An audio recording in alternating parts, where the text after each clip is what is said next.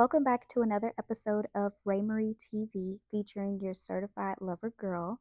And in today's episode, I'm going to be turning these beautiful roses that I was gifted into rosary beads. I don't know if you know this, but a long, long time ago, rosary beads used to actually be made out of rose petals, and that was my inspiration for starting this project.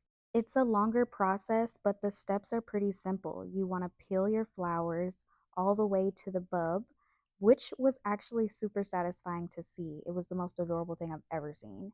The instructions that I saw basically told me to turn the rose petals into a base. So for every cup of rose petals, you want to use a fourth cup of water. And I want to say I either used too much or too little, but I drained out too much water.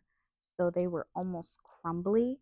You want to leave as much water as you can because it needs to be a paste and not a clay. And you can see what I'm talking about right here. I'm trying to mold it, but it keeps crumbling almost into a dust.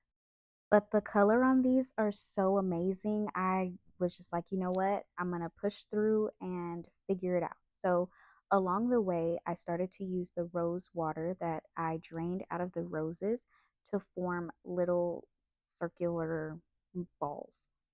And once you get the shape that you want, you just stick a pin in it and put it into a base so that they can dry.